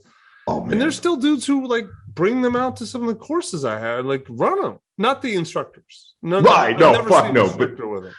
Right. But oh, my God. That's seriously. awful. That's awful. Wow. Okay, so ACOGs, okay. No. Just don't. Yeah, just no. Straight red dot. Please no. Yep. Red dot. Scope. That's it. Right. And if we're talking about like your AR-15, your primary rifle, it's got to be a 1 to 4, 1 to 6, yes, 1 to 8. It's got to start at 1. It's got to be a true 1. Okay. Actually, with these scopes, that's usually what you're paying for is how well it performs at the 1 pound. Because the 6 and shit, that's easy. Like they've been making magnified scopes for a lot of years. But for some reason, making one that goes from true 1 to some other bullshit is really, really difficult. So you will often find that the more money you spend on a 1 to 6, the better the one part is. Yeah, I wouldn't have. That's not a thing I would. It's have weird. Understood. Yeah, it's very weird, but it's true. Okay, cool. All right, so got my scope, got my mags, got my rifle. Anything else that's like a leave the gun store thing with you got to get. I personally think you also need a sling. I'm a huge fan of slings. Yeah, me too. I fought this for a long time, and then my arms are just like so tired. I'm like, right. And plus, I mean, like you're doing shit. Like, what are you gonna like burn somebody down and like pick up one of your kids? Yeah. Like you're gonna fucking drop your gun? Like, no, man. You need to be able to like hold on to that thing.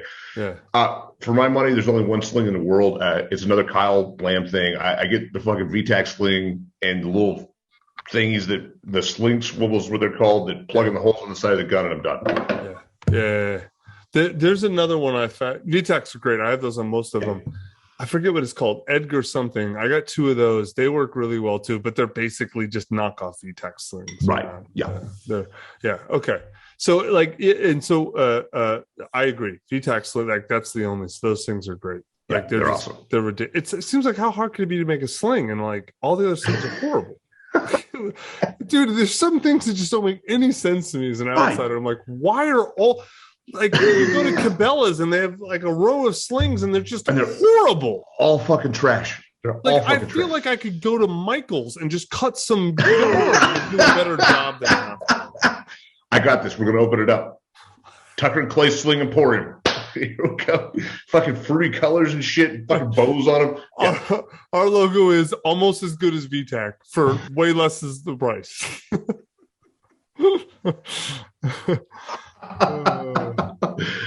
Okay, all right, cool. So sling, optic, red magazines. Yeah, those are the must-haves. Those are must-haves. Yeah. Okay. All right, we are done for today. We've been we did almost 2 hours.